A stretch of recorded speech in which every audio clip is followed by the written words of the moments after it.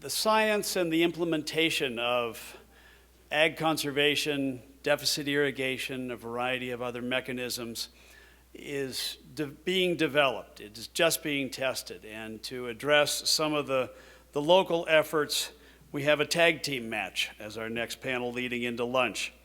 Our speakers are Dave Kanzer, Deputy Chief Engineer for the Colorado River District, and Tom Kay, an ag producer from Hotchkiss, North Fork Valley of the Gunnison. I will introduce both of them now and then turn it over. Dave Kanzer will lead off and turn it over to Tom Kay, and then hopefully we will have time for questions at the end of their presentation. Dave Kanzer, as the River District's Chief Engineer, Deputy Chief Engineer, has been working on the complex web of water quality and quantity issues. Importantly, DK is also the lead for the Lower Gunnison project for the Regional Conservation Partnership Program. You may have heard about that last year, to simultaneously increase agricultural water use efficiency, ag production, and improve water quality. The second speaker, who actually has a laser light show to present and therefore will be speaking from the floor, was Tom Kay. He bought his 300 acres of farmland near Hotchkiss and created North Fork Organics. TK has been eagerly trying new approaches to the age-old challenge, how do you produce more with less in the Gunnison Basin? When not irrigating, TK serves as president of the Delta Conservation District and on the executive committee of the No Chico Brush Group, whose primary purpose is to educate farmers in the use of enhanced water management techniques. Let me start out and ask you to welcome Dave Kanzer.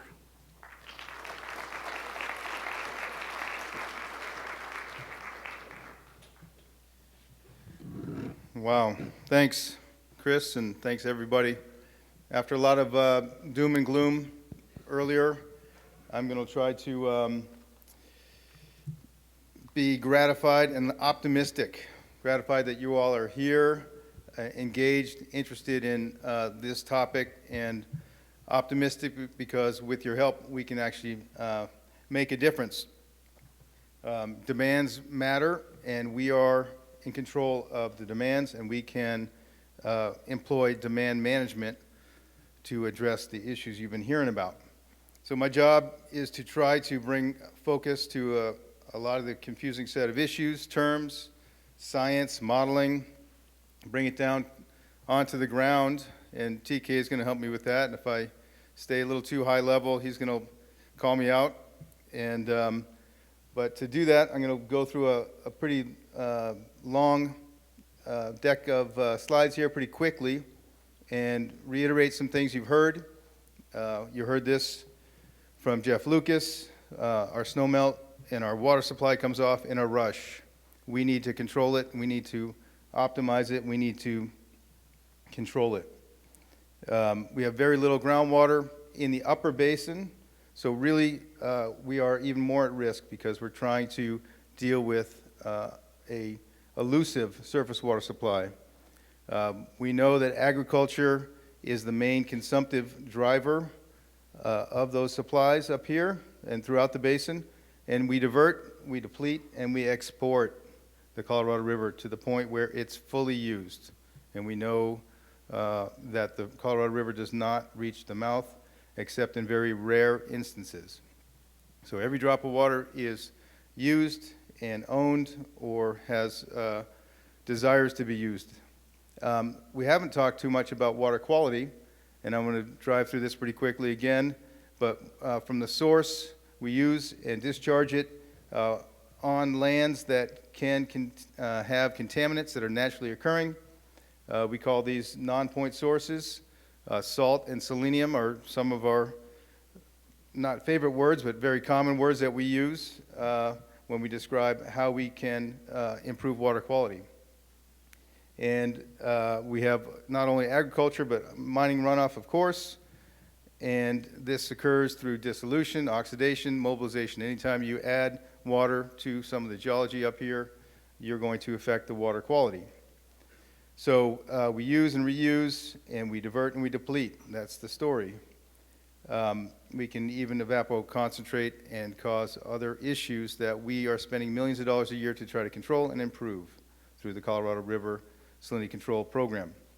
So here's a slide that normally gets a lot of play, and you probably have seen this, and it shows supply and demand of the Colorado River not only in the past, on the left side of the screen, but we project forward and we can see a cloud of uncertainty between supply and demand and an imbalance that is projected.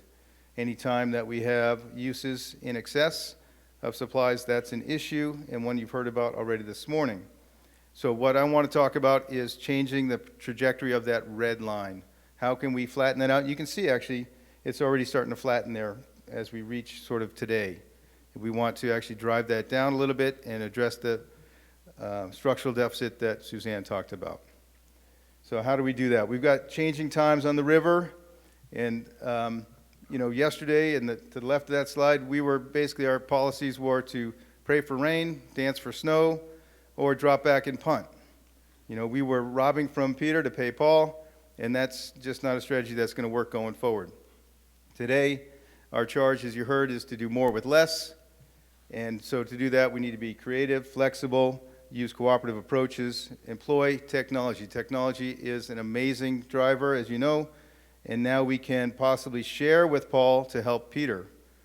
And by that I mean we can use new transfer methods, new flexible approaches to address the issue that maybe our lunchtime speaker will address as well. If you've heard the ProPublico series, it's more, I think, talking about yesterday than it is today. So I'm a little bit more optimistic that we can make some progress. How are we going to do this? Through a cooperative demand management schema, and picking up on Jim Pokrant's theme, sort of a war, if you will, developing an arsenal of flexible approaches and weaponry to reduce the risk of shortages, to protect historical water uses. And again, we're wrapping this in the blanket or mantle of demand management. And to me, demand management has the two components. You heard Eric talk about some of these, and Suzanne as well. System conservation and efficiency improvements. And I'm going to talk a lot more about those and try to define those in terms that make sense to growers, producers, water users. And I'm going to do that here very quickly through a definition of terms with thanks to Dr. Perry Cabot, who was probably somewhere in the room. He gave me a lot of help with this presentation. But he coined this, and he said this in this room a few years ago. Efficiency is doing more with less. You're basically taking less water and producing more. You're basically taking less water from the river and providing more municipal water, and we're seeing this throughout the Lower Basin. The cities are much more efficient. We're seeing this in Denver water, and it's again very gratifying to see. Conservation, on the other hand, is doing less with less. You're growing less, you're diverting less, and that's troubling. But if we keep going through this list, you'll see there's options. Fallowing, of course, in my terms, these are my terms, and Perry's terms, very simplified. Fallowing, non-irrigation, taking a field, not adding water anymore. Rotational fallowing, you're doing this on a temporary basis. You're not doing it every time. This one we'll talk about split season irrigation, deficit irrigation, or limited irrigation. You're providing less irrigation water than the crop demands. And in so doing, you're actually producing less, but you're still producing a crop, you're still sustainable, and it gives you options, and we are in the midst of investigating that. That's not good. There we go. And so when you do these changes, when you're more efficient or you're conserving, you're creating a water savings. This is a tough word to use, but I'm just going to use it anyway. And it's basically saving any drop of water that you're not using for irrigation. This is agricultural conservation, no longer by any means, whether it's efficiency or conservation. And then what do you do with that savings? Well, you can transfer it. You can either permanently transfer it, or again, if we're going through a banking process, that's going to be more flexible, and I want to talk about that. So with that background, talk about this arsenal and what we're trying to do locally in the Colorado and especially in the Gunnison Basin, in the lower Gunnison Basin, where we have quite a bit of agricultural production. We are in the midst of doing a lot of agricultural research, again in conjunction with CSU, to identify appropriate techniques that work for the local geology, local water supply, local climate, and it is quite site-specific, and many of you in the room are involved in these studies. So we're doing side-by-side comparisons, and we're trying to quantify those savings. We're trying to understand the impacts. We're trying to understand what's happening to the production and really understand those on a site-by-site basis. And we're testing these new technologies.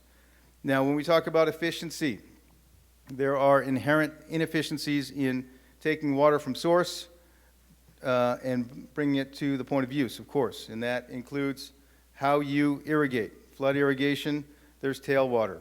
When you have a long canal, you are seeping water, you're losing water to evaporation, and in fact, you have what we call push water. In an open canal, you need extra water to push it downstream, down canal by gravity, right?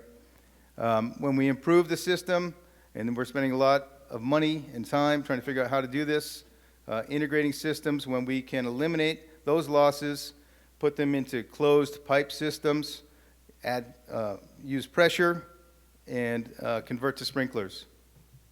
So here are a quick map of where we're doing this in the Lower Gunnison. We got 7 sites, and Tom Kay's farm is on here. You can see North Fork Organics sort of in the middle to the left, and he's going to talk about what they're learning. And we're doing it even in the Upper Basin. So you can see, and I'm going to go quickly, this is just a schematic of sort of what we're doing side by side. We have a reference field, and now we're doing different practices right next door to it, whether it's converting to a sprinkler or a drip irrigation system or changing crops, and comparing that to the reference site. The results, we have 2 years of results. We got 2 more years to go, and it's dramatic. At least in this example, these are just examples. When you go from furrow to sprinkler, you can reduce your, now these are diversion amounts necessary to basically accomplish the same production. You can get by with a half or a quarter of the water. And I don't need you to look at the numbers too in depth. These will be published and available for you, but it's the same story in 2015. Efficiency makes a big difference in terms of what you need to divert. So what happens with that water, right? That's the question, and how can we use that to maximum benefit? Now, I want to contrast that efficiency with conservation. Conservation, again, we talked about, and this is the basis of Colorado water law.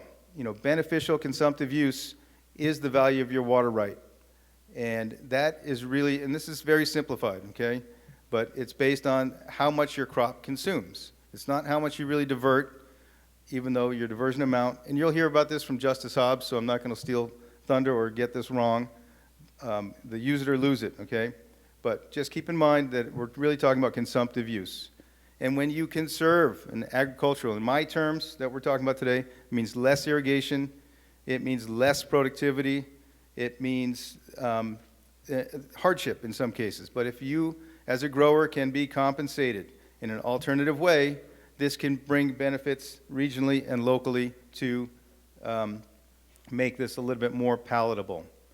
So quickly, kind of going over what other people have studied and reported. There's lots of ways to do this agricultural consumptive use reduction, and basically fallowing, changing crops, becoming more efficient, and cutting off that loss that is sometimes not returned to the stream. And this slide is a little bit busy, but I want to spend a little time on this, which kind of shows the difference between conservation and efficiency. The objective, of course, again, in conservation, reduce consumptive use. Your saved water is equal to your conserved consumptive use. Now, what happens? You have less return flow. This is a problem. We know this in western Colorado, where return flow, one person's return flow is the other person's, the neighbor's supply. That's an issue we need to deal with. But your consumptive use decreases, your loss of yield can be, well, we're measuring this, but this is in conjunction, or I'm sorry, in contrast to the efficiency strategy, which we're spending a lot more time locally in investment to try to stretch supplies and increase productivity. You can see the schematic. We've got more green matter. That can actually mean more consumptive use, which is a little bit counterintuitive, but it gives you more flexibility to do different things, and TK will talk about that. Real quickly, not only are we studying efficiency in the black boxes, we're starting to study this conservation, and these are conservation study sites also in conjunction with CSU under the water banking work group study. So a lot here, and I'm not going to be able to cover it all, but if you want more information, there's a lot out there. This is what it looks like when you are deficit irrigating. Again, not a surprise.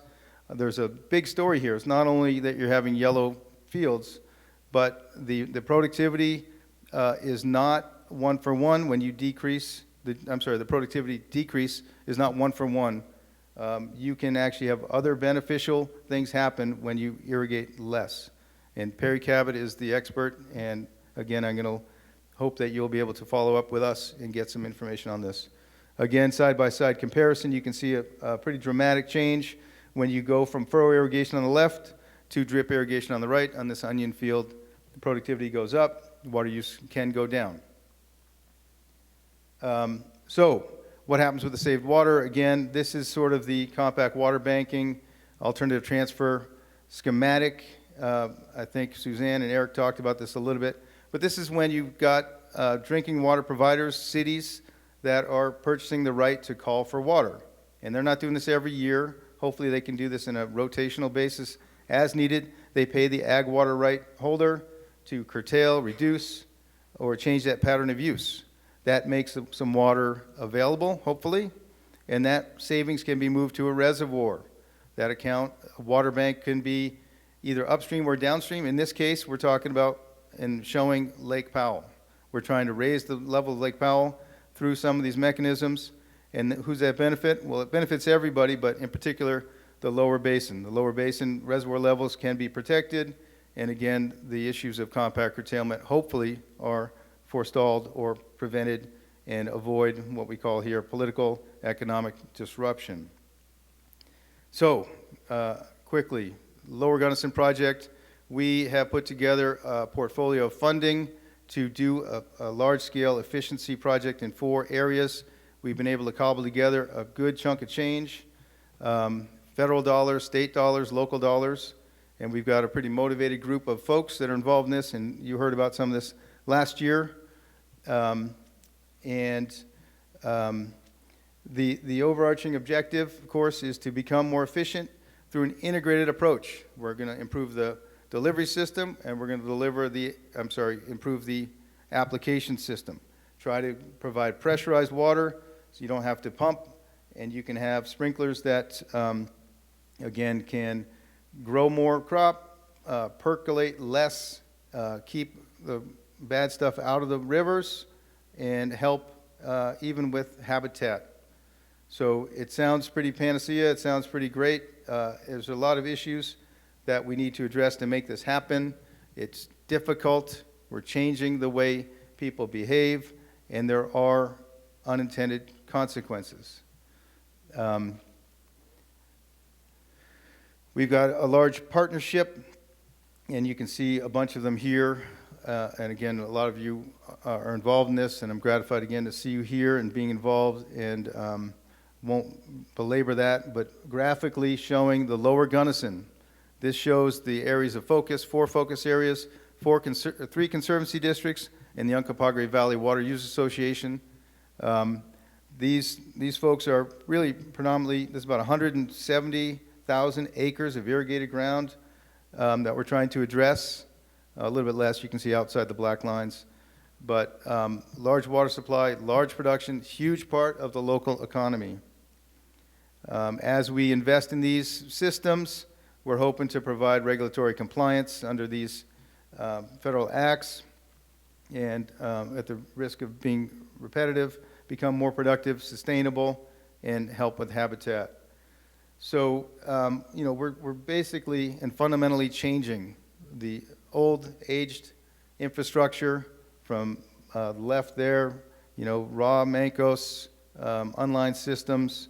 This shows a little technology, but moving to the right, a lot of technology, a lot of control, trying to keep every drop of water accounted for. And the bottom picture kind of shows, again, the deficit irrigation and the flexibility that these improved systems allow farmers to do different things. And again, I want to kind of invite Tom to help me with this, but this program, system conservation is what we call it. Suzanne called it the pilot system conservation. But anyway, it's a pilot program. It's just starting to mature. There are investments from outside sources, and the idea right now on the pilot level, and there's other people in the room, TNC, Trout Unlimited, are funding and working with this as well with the growers. And the idea is to generate interest, identify needs, develop approaches, and address producer needs. And we don't know what the producer needs are unless we have producers like TK. So want you to forward that slide and move on to just hit the right. Yep. So here's Tom. We're on here, all right? So I'm going to break with the mold and stand down here, if that's okay. I'm not that exciting to be up on the stage.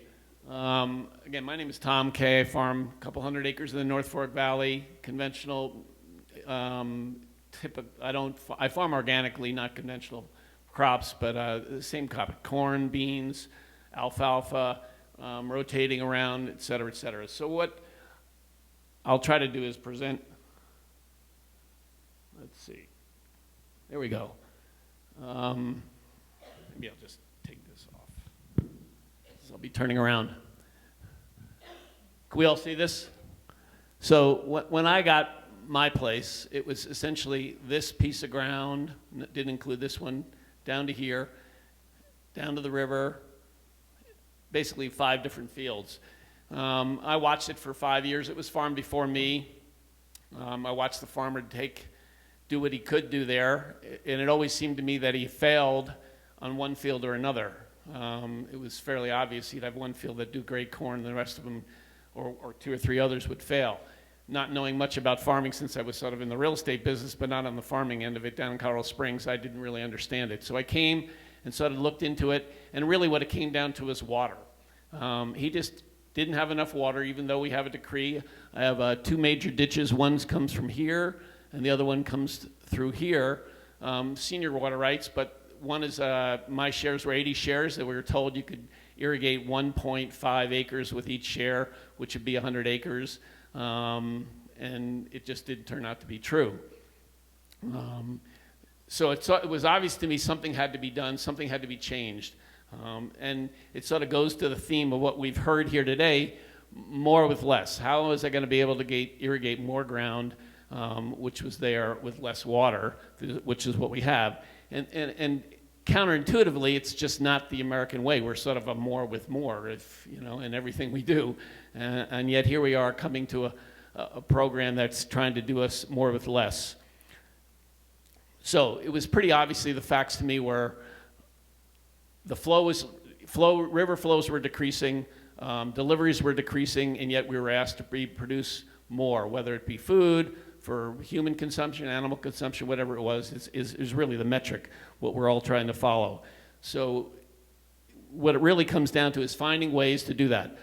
I analyzed it, looked at it, decided that I could convert to a different type of delivery system. Previously, it was all just flood irrigation, and that was clearly one of the issues. It degraded the ground. We were washing a lot of topsoil off. Every year in certain fields would get worse and worse, and then there just wasn't enough water. So over about 4 or 5 year period, I converted to center pivots. This is one, this is one, this is one, this is one, and this is one. These are called wipes. They're basically half. This is the only full circle I have. This is 3/4, and this is another wipe, half circle. So what during the year, it was obviously, at the beginning of the year, say April, May, we'd get a lot of water. There was enough water to probably flood it once. But then certainly come June, July, things dry up, and what was maybe 2,500 gallons a minute could go down to 500 gallons a minute. And obviously, if you're trying to irrigate the same amount of ground with a third as much water, it just doesn't work. So we put the pivots in, and the first year, what we found is we couldn't irrigate everything to be able to keep enough water on.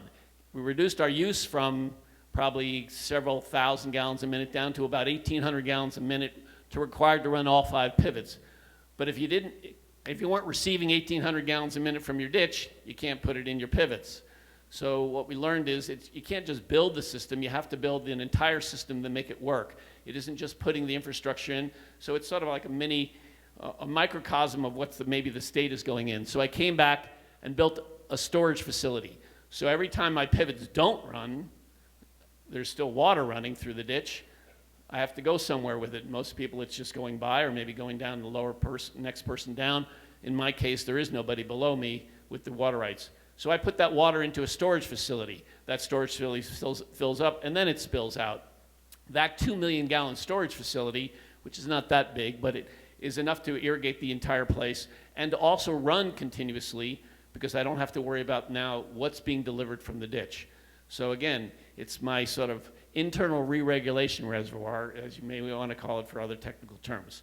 That allows me now to run, and what I need to only do when I'm off is refill that. And what that does is that only takes about 600 gallons a minute to refill. So when my ditch company delivers a third of the water that we would get in the spring into July, August, part of June, we're only getting 500-600 gallons a minute. That's enough for me to fill back up. I can turn on at any time, and usually just a 10-12 hour period when I'm off. I'm not running continuously, since I'm sort of row cropping and putting on either half an inch, maybe 3/4 of an inch at a time. I'm not growing a lot of grass. So that system allows me to run whenever I want, and I still have excess water. I'm down to using I only need about 500 gallons a minute from the system to be able to operate. I still pull 1,800 gallons out when I operate all 5, but I really only need 400 or 500 gallons to replenish in the down times. And what that does is, in most situations, is when you analyze water, or you analyze a field, you get water rights, you get shares. Like I say, 1.5 acres per share for what that ditch was. I should only be able to irrigate 100 acres. I'm now doing about 165, and I've looked to expand to here, which will be another 60 to 65 acres, because I have the capacity in my system to be able to put more, to be able to use more. I won't be able to flood irrigate, but if I eventually put a pivot on it, it'll allow me to do that. So obviously, that's just my situation. I think we came here to talk about water and some of the things that are going on in the basin and system conservation. So obviously, if you're a farmer and somebody comes up to say, hey, we want to talk about more with less, or with less with more, conservation, efficiencies, farmers just don't like to talk about water. I think I used this analogy last year. It's like going to the dentist and getting pulled teeth. Nobody wants to talk about it. Nobody wants to do it, but it's essential in order to operate. So we've talked about system conservation, and system conservation is about water. But how do you translate that to the farmer so that he can operate and do something within that system? So we came up with a program that says, okay, you can take, if you're irrigating a field that typically would take 3 acre-feet, alfalfa, corn, there's typically crops that take 3 acre-feet, and you took and grew a different crop on it. I call that fallowing. That's not typically what they would call fallowing in the lower basin. Their fallowing is basically brown and down, nothing on, nothing off. Ours is just no carbon off, but you can still grow a crop. And obviously, I feel strongly about using less water, but still putting something into the ground. Because if you just don't, if you take carbon off, you're going to need more water. But if you don't take carbon off, if you're just utilizing it for soil health and things like that, you'll improve your soil conditions and improve production. That's sort of been proven time and time again. We don't really have to talk about that. The more organic matter you get, the less water you need, because it holds it in the ground, et cetera, et cetera. So we came up with a program within the system conservation program. Is this okay for you? That talks about taking acreage, getting paid for using less water, and growing a different crop. In this situation, we have about 3 other farmers. We have about 100 acres involved. System conservation has put a value to the water. We're using 1 acre-foot per acre instead of 3 acre-feet, and they're compensating the farmer for the 2 acre-feet they're not using. So now we have a value of water that's being incorporated into the farming operation. And I think the farmers are beginning to understand that and work that in. We're basically growing cover crops for 2-3 years is what this first initial program is doing. What does that allow the farmer to do? He comes out of that just having grown cover crops, and he doesn't really need any insecticide or fertilizers, commercial fertilizers or chemical fertilizers to grow the cover crops. It's just basically a ground cover.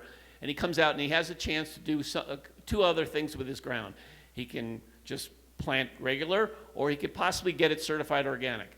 Now he has a piece of ground that has 2 options. If he chooses to go the organic route, he then has a value of a crop that he could take off of that, which would be less.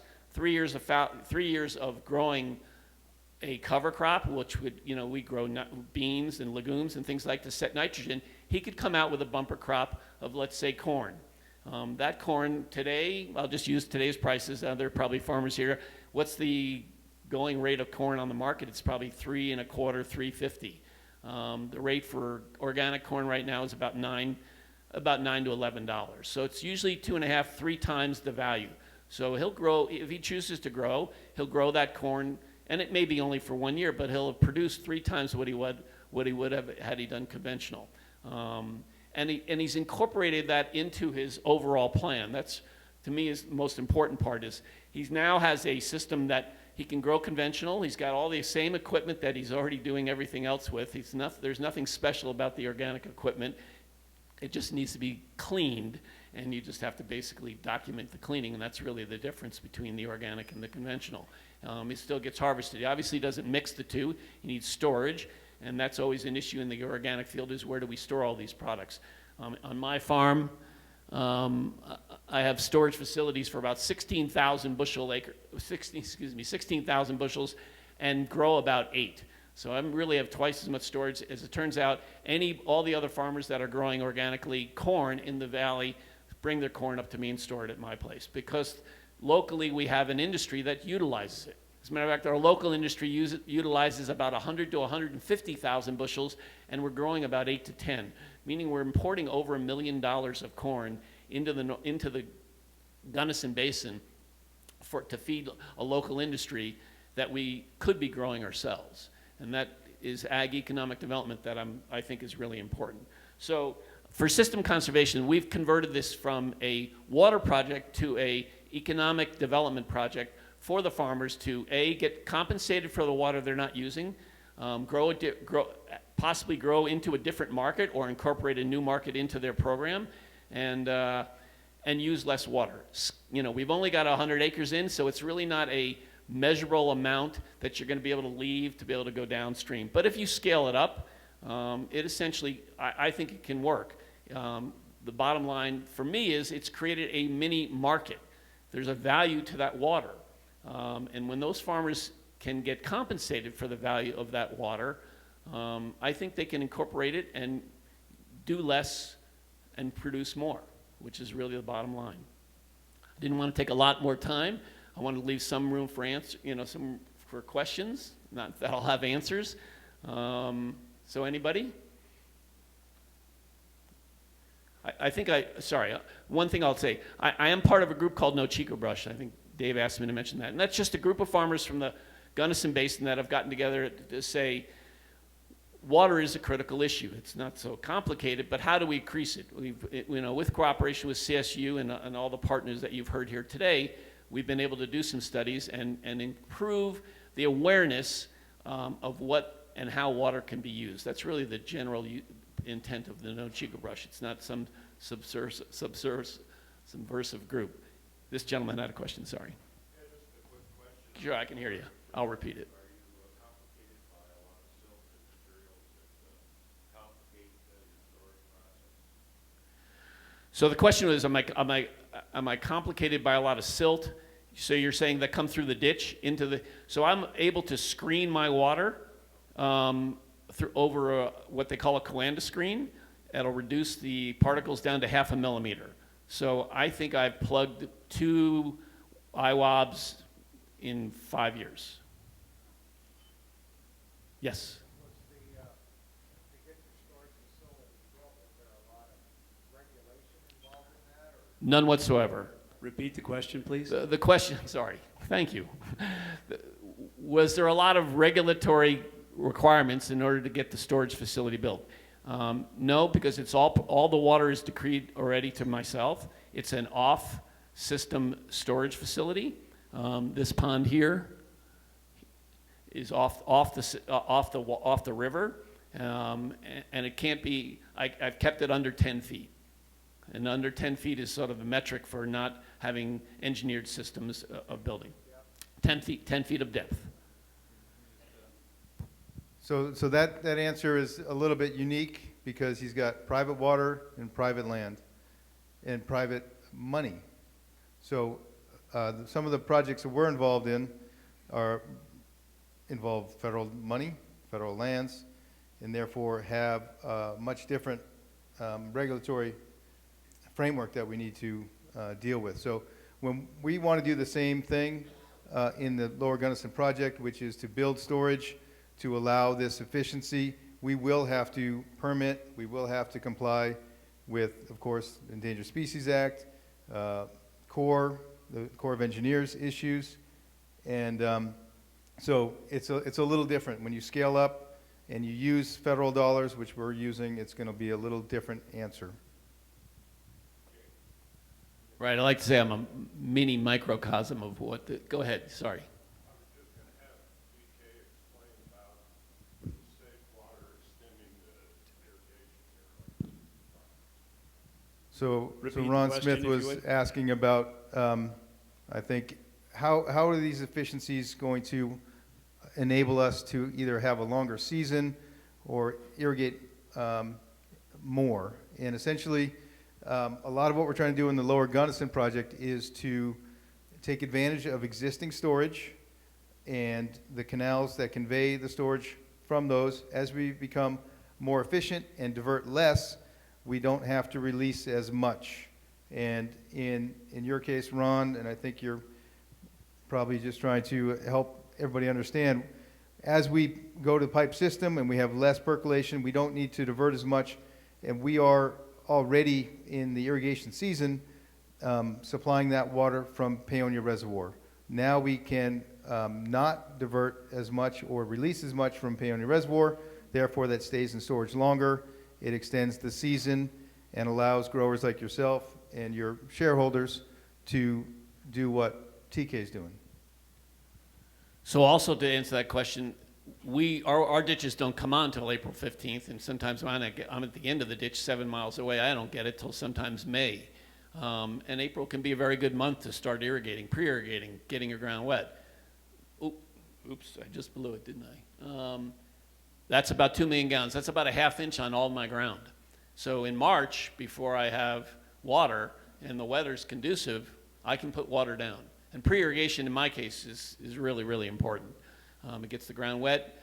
A lot of times we just bring up the weeds, we go bust them out, and then we plant. It helps with weed control in the organic system. It's really important. So also late season, we're going to run out of water here. They'll typically turn them off October 1st, sometimes October 15th. In the Fire Mountain of the Paonia Reservoir situation, it's off when they run out. And this has probably been a good year, but there have been years it's been off August. And you don't really have much control over it, depending on what it is.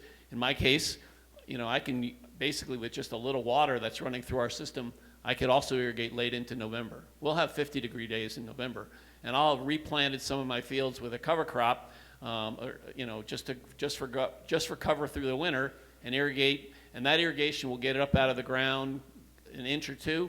Come spring, it'll shoot right up. It makes a big difference. Early season, late season irrigations are really, really important. Final 2 questions over on your right. You mentioned, For DK or TK, either or. I don't know. Okay. But he did mention money, and you mentioned people getting compensated. So if people are, where exactly is the money coming from when you reduce your water usage and just like fallow, quote unquote, by doing a cover crop? And then if more and more people go to that method, where would more and more money come from? So the money's coming from the System Conservation Program, which is described, I think it was Michelle described earlier, is Suzanne, excuse me, from Lower Basin and Front Range Denver Water. They've seeded the money for it, and again, we've got 100 acres involved right this year. I think one gentleman already feels it's successful enough that he's really ready to put another 100 acres into the program if we can do it. Funding long-term may be an issue. I don't know how long this will go on. Ultimately, I think there needs to be some type of reliable funding source other than just the pockets of the Front Range. But, you know, that's a political question as much as a farming question. I think it's time. Oh, we had Lisa, another. did you have a question? You can yell. This might be too much to ask right now, but I'm curious about the compact water banking. So maybe that'll be another presentation at some point next year or something, but I just am curious about that aspect of this. So, kind of a broad question. The compact water bank is a work in progress. We have a water bank work group which involves many entities, again, many in the room, but we're really at a research and discussion phase, and it does not involve any lower basin funding at this point. It is funded primarily through the Colorado Water Conservation Board, the Colorado River District, Trout Unlimited, Nature Conservancy, to get people in a room, try to understand, and again, CSU has been doing most of the heavy lifting on the research to try to figure out the impacts and the productivity. And there are some phased reports that are available today, and we anticipate another report coming out soon. I don't know exactly when, but I would love to talk about that more and point you to the people that know more about it than me. So if anybody has any questions, I'll be here for the balance of this. Feel free to just come up. Time is up. Have a good lunch.